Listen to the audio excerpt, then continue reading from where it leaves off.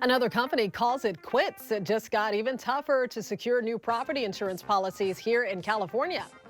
And some give and take for SoCal students. A longer school year means an extended winter break. You're watching The Rundown. Hello, everyone. I'm Robin Winston. One of the largest homeowner insurance companies is no longer selling insurance policies to California property owners. Allstate has stopped offering new policies for homes, condos, and commercial buildings across California. The company says worsening climate change and higher building costs are making it harder to do business. Just last week, the state's largest homeowner insurance company, State Farm, announced a similar decision. Across the country, more insurance companies are raising rates, restricting coverage, or ending business altogether in areas that are vulnerable to climate change and natural disasters. Well, I hope you enjoyed the sunshine over the weekend because June gloom is back, but for how long? Meteorologist Belinda Leon has the answer. I hope you enjoyed the sunshine and the warmer temperatures over the weekend because things are cooling back down and that sun will be replaced by clouds due to an area of low pressure offshore that's just going to be stagnant for the next few days. So expect that June gloom, areas of drizzle each morning. Here's what you can expect for the week. Onshore flow is going to be strong. So that means we're going to have plenty of cloud cover and areas of drizzle, especially each morning. Our friends in the deserts, watch out for the winds. Hold on. We're expecting gusts each afternoon to reach speeds between 40 to 50 miles per hour. And in the mountains, keep an eye to the sky. You have a chance for some showers and also some thunderstorms. Now, how did the temperatures play out? Away from the coast, you're going to have highs in the low 70s. Look at Moreno Valley. It does get a little warmer towards the second half of the week with temperatures in the mid 70s.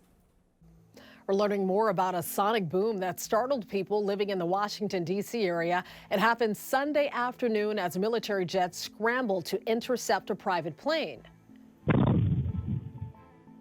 That was the sound a lot of families heard at around 3 p.m. Sunday outside of our nation's capital. That's because NORAD says F-16 fighter jets were traveling at supersonic speeds to catch up with a small plane that violated Washington, D.C. airspace. The plane took off from Tennessee and was headed to New York, but overshot its destination and then turned southwest.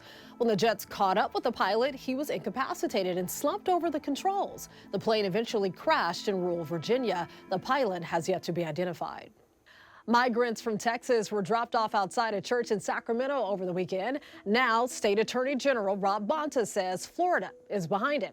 Bonta told the LA Times that documents appear to show the flight was arranged through the Florida Division of Emergency Management. Similar flights happened last year when dozens of asylum seekers from Venezuela were taken from San Antonio to Martha's Vineyard in Massachusetts. Potentially illegal. It could violate criminal laws. It could violate civil laws. So we're continuing our investigation. We'll get to the bottom of that. We want accountability. Bonta says his office is conducting both civil and criminal investigations. A little give and take for students in the LA Unified School District. Next year's school year could be longer, but students might also get an extended winter break. So the district and several of its unions agreed on a tentative 2-year deal. It would add 3 additional days of instruction onto each of the next 2 school years starting this fall. In exchange, students and teachers would get a 3-week break around the holidays. It will start on December 18th and run through January 7th. During the break, the district would host 3 days of optional learning called acceleration days for any students who need some help catching up. Thousands of people lined the streets of West Hollywood for the annual We Hope Pride Parade this weekend, and NBC4 was there for all the fun.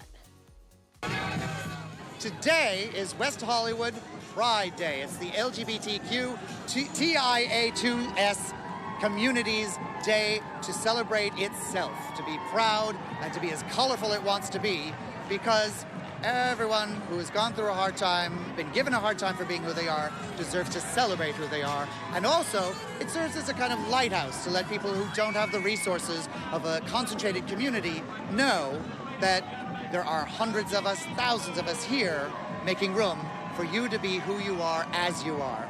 Pride means acceptance. It means loving yourself and loving everybody and being there for people. And just understanding that the world is a better place when we are ourselves. And that this community has overcome so much adversity over so much time, and the celebration of what everything will become, that they can come out and in the open and be loved and embraced. We are coming together as a community to dance and get together and celebrate our sexual orientation and our commitment to the community. Diversity is just so important because, I mean, we all have to stick together, no matter what color you are, no matter what gender you are, no matter what you believe in. Love is love, and love can spread all over the world if we believe that we can express that with each other, no matter who you are. Well, you know, you see people here at Pride from all different ages, all different ethnicities. It has to be one of the most diverse prides ever. And what I find the most heartwarming, frankly, is you see families here. You see parents here with their children. Some are very young children, and they're showing pride in each other, and I think that's just terrific.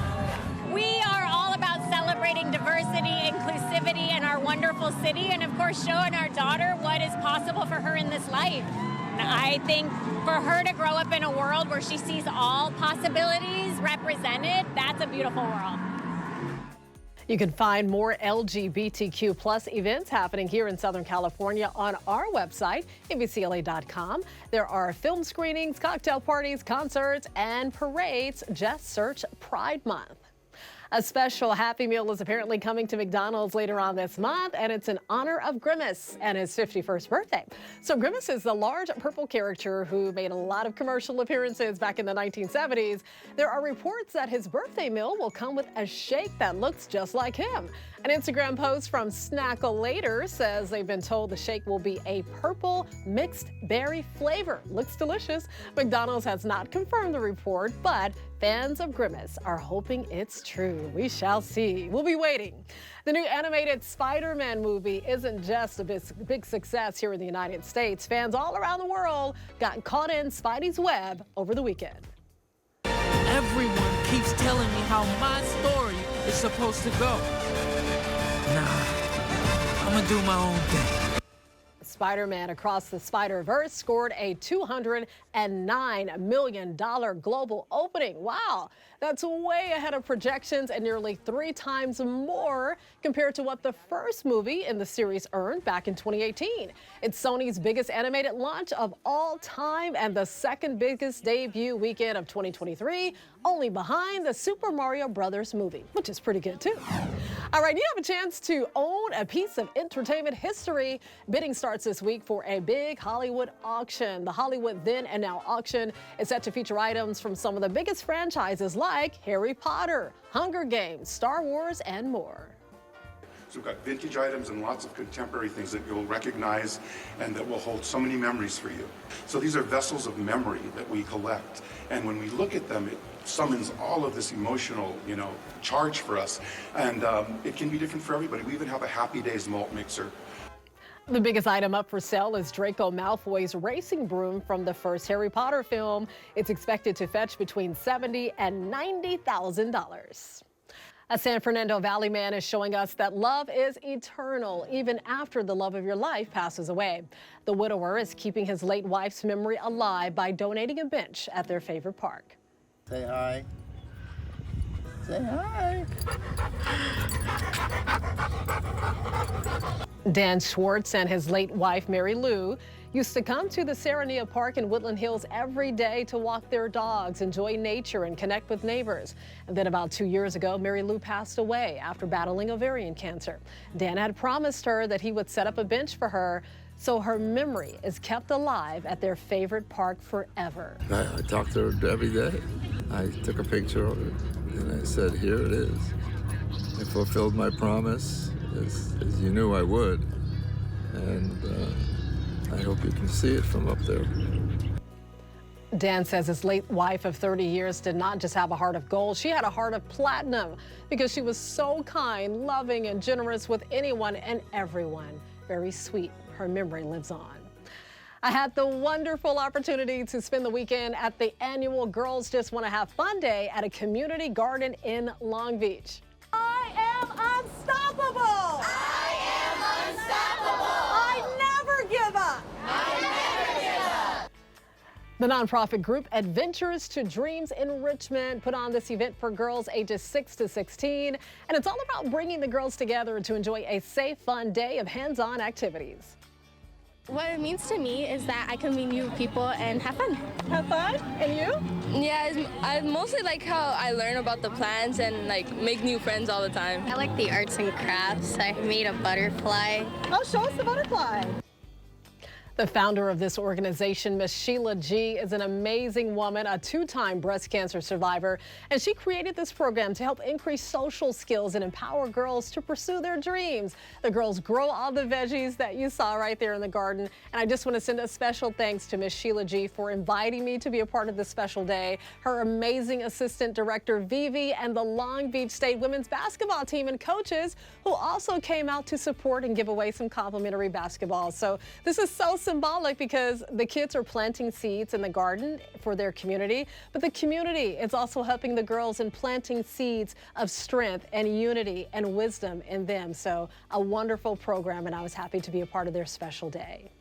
You can always get news and weather updates on the NBCLA app and our website, NBCLA.com. And be sure to tune into Today in LA on NBC4, weekdays 4 to 7 a.m. I'll be helping you get around with traffic reports throughout your morning commute. I'll see you next time on The Rundown.